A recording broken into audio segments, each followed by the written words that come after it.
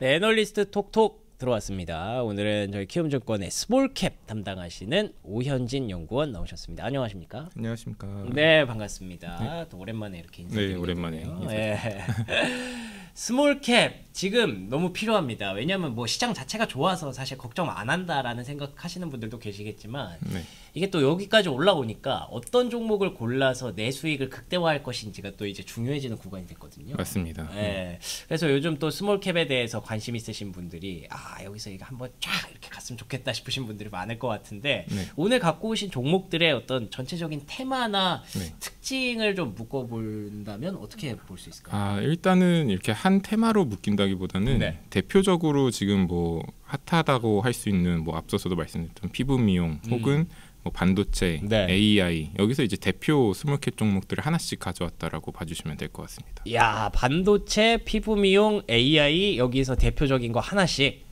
그러면은 뭐 당연히 여러분들이 끝까지 다 보셔야 되겠네요. 예, 세 개 중에 어떤 부분이 마음에 드실지 몰라서 우리가 다 준비했어. 약간 이런 느낌이라서.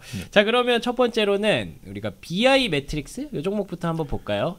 BI 매트릭스는 개인적으로 좀 생소한 그런 종목입니다. 네, 맞습니다. 이거는 어떤 섹터에서 나오는 건가요? BI 매트릭스가 이제 AI 관련된 대표적인 중소형주로 좀 소개를 많이 드리고 있는 AI예요? 네, 회사입니다.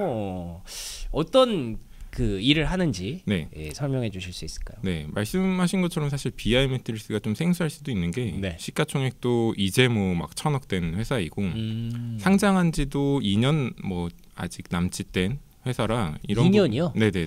제 생각보다는 좀 오래됐네요. 네네. 맞습니다. 그래도 상장하고 이제 23년에 상장해서 뭐 지금 이제 2년 뭐 만으로 3년 차 정도 됐을 텐데 시가총액이 1,050억입니다. 네, 이제 막 1,000억이 된 회사입니다. 네. 이 본업이 어떤 회사라면은 이제 그 사명에서 나온 것처럼 BI라고 비즈니스 인텔리전스라고 하는 또 생소한 또 사업 분야를 영위를 하고 있었어요. 이게 어떤 거냐면 저희가 뭐 디지털 익스체인지 할 때 DX 많이 쓰시는데 그 큰 틀의 DX의 어떤 일환이라고 보시면 될 것 같아요. 그래서 다양한 이제 데이터들 저희가 뭐 사업 하거나 이제 회사에서 엄청나게 이제 데이터들 사용량이 많을 텐데 이 데이터들을 관리하고 저희가 일하기 쉽게 뭐 UI로 뽑아준다거나 UI에 띄워준다거나 뭐 이런 그 사업을 여태 동안 영위했던 회사라고 봐주시면 될 것 같거든요. 그러니까 저희가 조금 익숙한 뭐 더존비즈온이라는 회사의 뭐 ERP라든가 아니면 뭐 엠노가 사용하는 뭐 SCM의 데이터라든가 이런 부분을 다 통합해서 그냥 저희 일반 사용자들, 일반 회사원들이 그 자기네들 회사의 ERP 뭐 데이터 혹은 SCM 데이터 이런 거를 되게 일하기 쉽게끔 뽑아주는 그런 사업을 하고 있는 회사다라고 봐주시면 됩니다. 그렇군요. 기업 쪽에 이제 최근에 이제 소프트웨어 쪽에 AI를 많이 활용하고 있는 걸로 알고 있는데 거기서 이제 데이터를 가공을 해서 쉽게 뽑아서 이제 쭉 넘겨준다라고 하니까 중간에서 이제 역할을 할 수 있는 그런 기업이면 앞으로 할 일이 굉장히 많아질 것 같다라는 생각이 들어요. 네, 맞습니다. G매트릭스라는 게 있는데 이게 이 회사의 상품인 거죠? 네, 이 G매트릭스는 이 회사가 이제 재작년에 출시를 한 그 AI 솔루션이라고 보시면 될 것 같아요. 앞서서 말씀드린 사실 그 솔루션들은 업력 자체가 20년도 더 된 되게 오래된 데이터 관리 솔루션들이거든요. 근데 이제 그 데이터 관리 솔루션에 AI를 입힌 솔루션을 이번에 처음으로 냈는데 이게 그 이름이 G매트릭스다라고 보시면 될 것 같고요. 저는 이 G매트릭스가 상당히 좀 시장 내 임팩트가 클 거라고 보는 이유가 그 여기 뭐 조그만 어떻게 보면 한국의 중소형 회사가 과연 뭐 AI 솔루션을 얼마나 잘 만들 거냐라는 부분에 우려도 있긴 하겠지만 저는 이 G매트릭스가 AI 기술력이 월등하다라기보다는 그 시장의 어떤 포지셔닝이랄까 위치가 AI를 쓰기가 너무 좋은 사업이었다라고 봐주시면 될 것 같아요. BI 사업 자체가 결국은 여태껏 계속 데이터를 다루는 일을 20년 넘게 할 수밖에 없었고 국내 1위 사업자였는데 그 데이터들을 백그라운드로 해서 AI 솔루션을 활용을 하다 보니까 훨씬 더 좀 사용하기가 커졌고 앞서서 제가 처음에 이제 이런 뭐 데이터를 다루는 회사다라고 했을 때 뭐 언뜻 이렇게 와닿지 않을 수 있었잖아요. 실제로도 이 솔루션을 쓰려면은 회사가 데이터 뭐 전문 인력을 뽑아야 될 거고 뭐 이렇게 훈련 같은 것도 좀 필요하고 했었거든요. 네. 근데 AI 솔루션 같은 경우에는 이런 부분을 완전히 없앴다라고 보시면 될 것 같아요. 저희가 간단하게 뭐 챗GPT한테 말하듯이 예. 이렇게 자연어로만 명령을 내려도 저희가 알기 쉽게 뭐 표라든가 데이터들을 다 긁어오는 솔루션이다라고 보시면 될 것 같아서 기술력은 되게 어떻게 보면 범용 기술력을 가지고 되게 최적의 솔루션을 만들었다라고 생각을 하고 있습니다. 그러네요. 일단은 챗GPT 우리가 막 많이 쓰게 된 그 결정적인 이유가 결국에는 말씀하셨던 그 자연어. 네. 그냥 우리가 말만 해도 얘가 알아서 다 해주니까 네. 그게 컸는데 Gmetrix가 이번에 그런 부분들을 많이 강화해서 새롭게 나온 솔루션이라고 하니까 앞으로 좀 확장에 대한 어떤 기대감이 좀 높아질 것 같네요. 근데 국내뿐만 아니라 해외로도 진출할 가능성이 높다고 들었어요. 네, 맞습니다. 사실 이미 작년부터는 국내에 이제 말씀만 드려도 알 법한 되게 유수의 대기업 향으로 공급을 첫 시작을 해서 예. 매출이 좀 올라오기 AI 솔루션 매출이 좀 올라오기 시작을 했는데 올해는 이제 그 대기업 대상으로 뭐 고객사 다변화도 당연히 진행하겠지만 일단 저번 주에 나온 기사에서 일본으로 처음으로 AI 솔루션 수출에 성공을 했고요. 예. 아마 뭐 여기도 기사에도 써놨지만은 북미의 임타임텍이라는 파트너사를 지금 MOU를 맺어갖고 그러네요. 네, 아마 미국 쪽까지도 공략이 가능한 그러니까 국내에서만 뭐 한정돼 있는 회사가 아닌 해외 진출까지도 가능한 AI 솔루션 회사가 될 수 있다라고 보고 있습니다.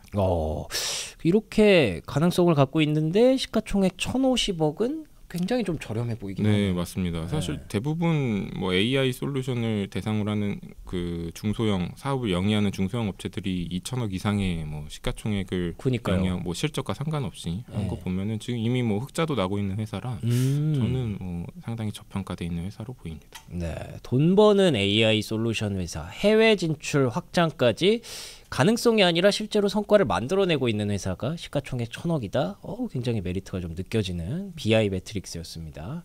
자, 그러면 두 번째로는 우리 동방 메디컬 얘기를 해보도록 하겠습니다. 동방 메디컬은 그래도 조금 익숙한 분들이 있으실 것 같아요. 왜냐하면 상장할 때부터 이슈가 좀 됐었고 이게 뭐 주사 그쪽에서 얘기가 있는 걸로 알고 있어요. 네, 본업이 있고 이제 성장 신규 산업이 있는데 본업은 뭐 이름에서 볼 수 있듯이 한방의 어떤 일회용 한방 침이나 일회용 부항컵 이런 거를 영위를 하는 회사거든요. 아, 그래요? 네. 굉장히 좀 전통적이네요. 전통적입니다. 네. 그렇지만 그 매출의 한 40%를 차지하고 있고 오늘 중점적으로 말씀드릴 60% 정도 되는 부분은 미용기기 쪽이에요. 아, 그렇죠. 그게 있겠죠. 성장 모멘텀이 분명히 있겠죠. 맞습니다. 그래서 뭐 앞서서 뭐 휴젤이나 이런 업체들 언급도 하셨는데 휴젤과 비슷하게 여기도 이제 필러, FA 필러를 HA 필러를 이제 납품을 하고 있는 회사이고요. 네. 올해는 이제 그 부분 관련해서 중국 혹은 브라질 쪽에 이제 수출 모멘텀이 있는 회사다라고 보시면 됩니다. 아, 그러니까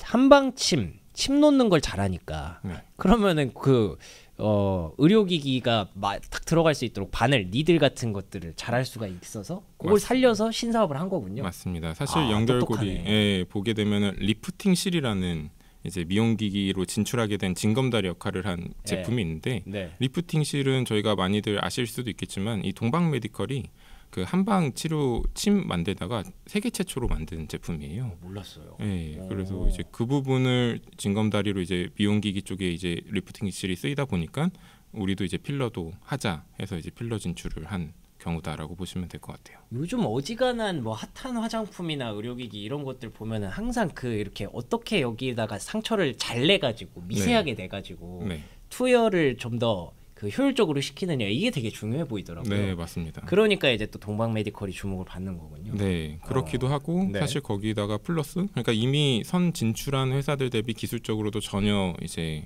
뭐 뒤처질 게 없는 회사인데. 동방 메디컬이 기존 사업을 영위하면서 중국이나 뭐 해외 이런 쪽으로 이미 안전한 인증 인허가들을 다 받아놨어요. 근데 요새는 지금 뭐 이런 인증을 우회하는 뭐 블랙루트에 대한 판매 단속이 강화되고 있기 때문에 오히려 이런 지금 해외 수출을 앞두고 인증에 대한 경쟁력이 좀 더 빛을 발하지 않을까 기대를 하고 있어서 올해는 중국 쪽은 이미 잘 나가고 있고요, 파트너사랑. 올해 이제 그 하반기에는 브라질의 이제 안비자 감시국 이제 승인 만 나오게 되면 바로 수출이 가능해지거든요.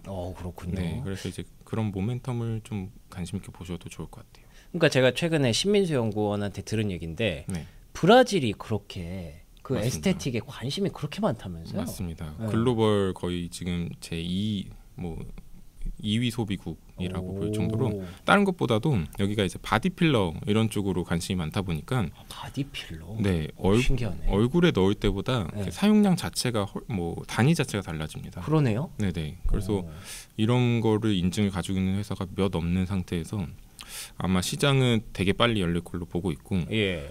사실 그런 거 감안했을 때 앞서서 많은 미용기기 업체들은 이미 뭐 주가도 고공행진을 하고 있잖아요. 근데 사실 동방메디컬은 숫자가 올해 뭐 200억대 중후반까지 영업이익을 내고 내년은 사실 IPO 할 때 390억까지 영업이익을 낼 수 있다라 그랬거든요. 그런 회사치고 아직 시가총액도 2천억대. 2천억대예요? 네. 이름에서 그랬듯이 미용기기 업체로 많이 안 보시는 맞아요. 경향이 있었던 것 같아요. 그런데 뭐 한방침 이런 얘기하니까 네. 그런 걸 누가 사? 이렇게 생각하실 수도 있어요. 네, 맞습니다. 그런데 뭐 저는 그런 점에서 만약에 앞서서 공공행진하고 있는 회사들이 좀 부담스럽다면 좋은 또 투자 대안이 좀 나온 게 아닐까라고 보고 있습니다. 좋습니다. 동방 메디컬은 이제 에스테틱 피부 미용 의료기기 쪽에서 가져오신 종목이고요.